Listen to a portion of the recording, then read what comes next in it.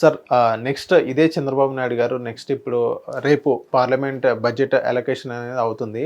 So మన ఆంధ్ర రాష్ట్రంలో ఉన్న ఎంపీలకు అందరి ఒక మీటింగ్ పెట్టారు నిన్న. మీటింగ్ పెట్టి ఏదైతే ఇప్పుడు నెక్స్ట్ బడ్జెట్ అలొకేషన్స్‌లో ఆంధ్రప్రదేశ్‌కి మెయిన్ ప్రయారిటీ ఇవ్వాలి. ఆ దిశగా మీరు కూడా అక్కడ చెప్పని అక్కడ వర్క్ చేయండి అన్నట్టుగానే ఎంపీలకు అందరూ సూచన ఇవ్వడం జరిగింది. ఇది ప్రతి పార్లమెంట్ బడ్జెట్ సెషన్ల ముందు ప్రతి పార్టీ చేసేది అదే, అధికారంలో ఉన్న వాళ్ళు. కానీ ఏం తీసుకొస్తారు, ఏం అలొకేట్ చేయించుకుంటారు అన్నది చాలా ఇంపార్టెంట్. అంటే ఈసారి రామ్మోహన్ నాయుడు గారు అయితే again he has to play vital role. డెఫినెట్గా శ్రీనివాస వర్మ గారు ఎవరు ఉన్నారు, ఆయన ఆంధ్రప్రదేశ్ నుంచి ఉన్న మన ఆయన పేరు ఏంటండి, గుంటూరు ఎంపీ గారు పెమ్మసాని, అలాగే రామ్మోహన్ నాయుడు గారిది చాలా క్రిటికల్ రోల్ ఉంటుంది. అందులో వీళ్ళందరికన్నా ఎక్కువ బాధ్యత ఎక్కువ ఉంటుందంటే రామ్మోహన్ నాయుడు గారు, ఎందుకంటే కేబినెట్ హోదా మంత్రి. కేబినెట్ హోదా మంత్రి కాబట్టి కేబినెట్ సమావేశంలో గ్యారంటీగా ఆయన చర్చించాలి. ముఖ్యంగా నిర్మలా సీతారామన్ గారితో డైలాగ్ భయంకరంగా ఓపెన్ అవ్వాలా. అలొకేషన్స్ అన్నింటిలోనూ పిన్ పాయింట్ యాక్యురసీతో ఆయన వ్యవహరించాలి. ఎందుకంటే రైల్వే జోన్ది మనకి ఏదైతే శంకుస్థాపన చేస్తారో మళ్ళీ లాస్ట్ టైంలో చెమ్ము నీళ్లు మట్టి కొడితే కుదరదు. అల్లప్పుడులాగా 1,50,000 కోట్లు, 1,50,000 కోట్లు కాదు, 1,50,000, 1,50,000 రూపాయలు మాత్రమే కేటాయింపులు. అలాంటి పిచ్చి పకోడి కథలు అయితే కుదరవు. నెక్కచ్చిగా ఈయన ముఖ్యంగా 3 కారిడార్లు ఇప్పుడు ఎగ్జిస్టింగ్ ఏవైతే ఉన్నాయో వాటికి ఎలాంటి అలొకేషన్స్ ఉన్నాయో వీటితో క్లారిటీ కనుక లేకపోతే మాత్రం నిజంగా చెప్తున్నాను మళ్ళీ ధరం పోరాట దీక్షలే. అంతకు మించి ఇంకో మార్గం లేదు. ఎన్నాళ్ళు ఈ అన్యాయాలు భరిస్తారు ఎవరైనా సరే. అవును సార్. ఇప్పుడు చంద్రబాబు నాయుడు గారు చెప్పారు కదా సార్ ఇప్పుడు ఎంపీలందరికీ, అండ్ ఇప్పుడు వాళ్ళు కూటమిలో ఉన్నారు కదా సార్, వీళ్ళకి మన ఆంధ్ర రాష్ట్రానికి ప్రయారిటీ ఇస్తారా సార్? ఫస్ట్ ప్రయారిటీ ఇస్తారా సార్ బడ్జెట్ అలొకేషన్లో? ఇవ్వాలండి, ఎందుకంటే ఇప్పుడున్న సర్కమ్స్టాన్సెస్లో they needs to sustain Bihar and Andhra Pradesh. ఇప్పుడు కూడా మనం చేయించుకోలేకపోతే ఇంకా మనకన్నా ఇంకెవరు ఉండరు పోప్ జన్పాలు. సార్ ఇప్పుడు స్పెషల్ కేటగిరీ స్టేటస్ గురించి ఏంటి సార్? అదే ఎత్తిపోయిందండి, అది అనవసరం, టైం వేస్ట్ దాని మీద. ఎత్తిపోతా అసలు అనవసరం దాని గురించి డిస్కషన్ డిబేట్. ఎందుకంటే వేస్ట్, దాంతో ఏం లేదు. 10 ఏళ్ళు టెన్యూర్ అయిపోయింది సార్. ఇప్పుడు పుట్టిన పిల్లాన్ని 1 నుంచి 10వ క్లాస్ దాకా చదివించకుండా అండ్ నువ్వు ప్రైవేట్గా డిగ్రీ కట్టించుకో అంటే ఎలా ఉంటుందో సేమ్ ఇదే. పుట్టిన నుంచి వాడిని డిగ్రీ దాకా చదివించకుండా ఇంట్లో వాళ్ళు గాలికి వదిలేసి ఆడ అడ్డమైన పనికిమాల పనులన్నీ చేస్తూ వాడిని ప్రైవేట్గా డిగ్రీ కట్టించి కరస్పాండెన్స్ కోర్సులో డిగ్రీ కంప్లీట్ చేయాలి నువ్వు అంటే వాడికి 1వ క్లాస్లో ఏం చెప్పారు, 2వ క్లాస్లో ఏం చెప్పారు, అసలు చదువు ఏంటో తెలియకుండా 10వ క్లాస్ అయినా బేర్ మీద చదివితే వెనకాల కరస్పాండెన్స్ డిగ్రీ వాడికి ఏదో BA హిస్టరీ ఏదో చదువుకోవడానికి అర్థమవుతుంది.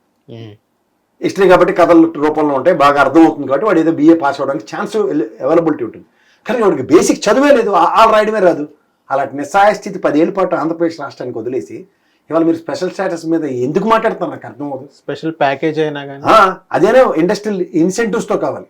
మీరు అసెంబ్లీ తీర్మానం, చంద్రబాబు గారి తీర్మానం ఒకసారి చదవండి. ఇండస్ట్రియల్ ఇన్సెంటివ్స్తో కూడిన ప్రత్యేక ప్యాకేజ్ ఇస్తేనే కావాలన్నాడు. అది ఎప్పుడైతే లేదో అప్పటి నుంచే ధనం పోరాట దీక్షలు. ఆ తమిళనాడు ప్రజలకు ఈల్డే తీసేశారు అది. అందుకే చాలా ఇండస్ట్రీలు తరలిపోయాయి మన దగ్గర యాన్సిలరీ యూనిట్స్. ఇవి మాట్లాడకుండా అంతసేపు జగన్మోహన్ తిట్టుకుంటూ చంద్రబాబు గారు ఏం చేయలేదని తిట్టుకుంటూ వేస్ట్. అసలు చేయింది బీజేపీ వాడు. ఇది మాట్లాడండి ఎవడని దమ్ముంటే. ఇప్పుడు కూడా చేయరా సార్? నాకైతే నమ్మకం లేదు, నాకు నమ్మకం లేదు. ఎందుకంటే అమరావతి ఈ రోజు కూటమిలో ఉండి 7 నెలలు అయింది. అమరావతి రాజధానిని గజెట్ లేదు. రెండో దానికి కేంద్ర ప్రభుత్వం నుంచి అలొకేషన్ లేకుండా అప్పులు తెచ్చుకోవడానికి మేము పూచికత్తులు అంటే ఏంటంటే అదే. మనం ఏమైనా పోనీ ఆర్థికంగా పరిపుష్టంగా ఉన్న రాష్ట్రం అనుకుంటే మీరు చెప్పినవన్నీ కరెక్ట్. ఆర్థికంగా పరిపుష్టి లేక మన రాజధాని నిర్మాణానికి కింద మీద మనం పడిసేస్తుంటే దానికి తీసుకొచ్చి అప్పు ఇప్పిస్తాం, అప్పు వడ్డీలు కట్టుకోండి, అప్పులతో ఇచ్చేయండి. ఇదే ఇంట్లో తీసుకున్నట్టు కట్టుకొని రాజధాని ఎవడ కోసం నిర్మించాలండి సార్. ఇంకోటి ఇదే పోలవరం గురించి మనం మాట్లాడుకునేది చంద్రబాబు నాయుడు మొన్న ఏమన్నారంటే గతంలో ఏదైతే ఆర్ఆర్ ప్యాకేజ్ గురించి కూడా మేము కేంద్రంతో మాట్లాడతామని అన్నారు. ఇప్పుడు బడ్జెట్ అలొకేషన్ ఆర్ఆర్ ప్యాకేజ్ అయినా ఇంక్లూడ్ అయ్యే అవకాశాలు ఉన్నాయంటారు? 10 ఏళ్ళు ఇవాళ 11 బడ్జెట్ అండి ఇది. చెప్పాలా 11 ఏళ్ళు బట్టి ఆర్ఆర్ ప్యాకేజ్ అలొకేషన్స్ లేకుండా 2 ప్రభుత్వాన్ని మోసం చేసింది అది కేంద్ర ప్రభుత్వం. ఇంకా మీరు కొత్తగా వాళ్ళ సీదేవాళ్ళకి ఎదురు చూస్తానంటే చూడండి, ఏం పర్లేదు సార్. ఇప్పుడు ఆంధ్రప్రదేశ్కి ఏదైనా నిజంగా ఆర్ఆర్ ప్యాకేజ్ అలొకేషన్ ఉంటే సూపర్ సార్, అది నిజంగా వరం ఇచ్చినట్టే సార్. ఇప్పుడు బడ్జెట్ అలొకేషన్లో ఆంధ్ర రాష్ట్రంని సరిగా ప్రయారిటైజేషన్ ఇవ్వకపోతే నెక్స్ట్ వీళ్ళు ధర్మ పోరాట దీక్షలు చంద్రబాబు నాయుడుకి స్టార్ట్ చేస్తారంటారా? ఇమీడియట్గా చేయరు, 2-3 ఏళ్ళ తర్వాత అది దొక్కను. 2-3 ఇయర్స్ అవుతాయి, ఇమీడియట్గా అయితే చేయరు. అంటే ఇప్పుడు ఏదైనా ఆంధ్ర రాష్ట్రం మీద సరిగ్గా ఫోకస్ చేయకపోతే పవన్ కళ్యాణ్ గారి మీద కానీ ఇప్పుడు ఆంధ్ర రాష్ట్రంలో ఉన్న బీజేపీ పెద్దల మీద కానీ ప్రెషర్ పెట్టే అవకాశాలు ఉన్నాయి చంద్రబాబు? ఆబ్వియస్గా ఉంటాయి. First of all Chandrababu Naidu గారి మీదే ప్రెషర్ ఉంటుంది. ఓకే. తర్వాత పవన్ కళ్యాణ్ గారు ఈ మన రాష్ట్రంలో ప్రయోజిత కార్యక్రమానికి అర్హత లేని బీజేపీతో కూడా ఉంటుంది దుకాణం. రాస్తే ఏం ఉపయోగం ఉండదు సార్, అనవసరం టైం వేస్ట్ చేసుకుంటున్నాం మనం. సార్ మీ ప్రకారంగా బడ్జెట్ ఎలా ఉండేది అనుకున్నా ఆంధ్ర రాష్ట్రం ప్రయారిటైజ్ ఇస్తారే వరా సార్ మీ ప్రకారంగా? నా ప్రకారం వాళ్ళు గత 10 సంవత్సరాల అనుభవంలో చూస్తే నాకు తెలిసి చంద్రబాబు నాయుడు గారు ఫస్ట్ 3.5 years వాళ్ళతో బాగానే ఉన్నారు, అప్పుడు దిక్కులేదు మనకి. తర్వాత 5 ఏళ్ళు జగన్మోహన్ రెడ్డి గారు కూడా పరోక్షంగా అన్ని రకాలుగా సహకరించుకుంటూనే వచ్చారు, అయినా సరే మన రాష్ట్రం ప్రయోజనం. కానీ ఇప్పుడు లాస్ట్ బడ్జెట్ కనుక చూసుకున్నట్లయితే కొంచెం టిల్ట్ అయిందని చూసుకోవచ్చు కదా. ఏమి టిల్ట్ అయింది? మీరు ఎందుకు ఆ భూత కల్పనలో ఉంటారు? ఆ దైత్రగూడ ఛానల్ చూస్తే మీకు బుర్ర అలాగే ఖరాబ్ అవుతుంది. 15,000 కోట్లు అప్పు తీసుకోవడానికి వెసులుబాటు ఇచ్చారండి. ఇదే వరల్డ్ బ్యాంక్ రిజెక్ట్ చేసిన దానికి వీళ్ళు పూచీకత్తుగా ఇప్పించారు. అది ఎందుకు మనకి?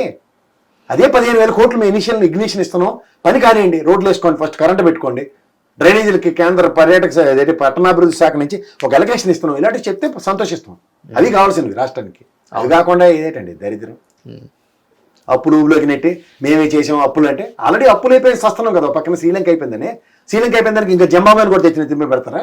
హిట్ టీవీ యాప్, ఇందులో short news, live news, entertainment shows, movies, digital magazines తో పాటు మీ జిల్లా వార్తలను కూడా ఫ్రీగా చూడొచ్చు.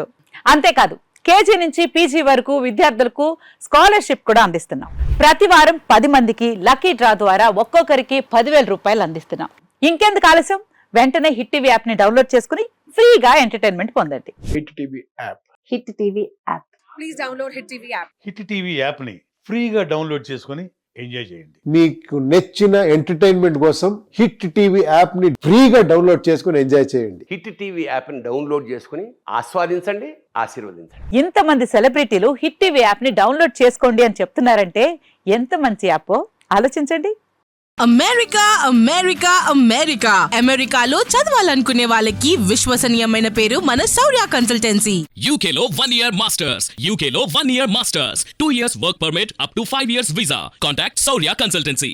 Contact 89851 89851.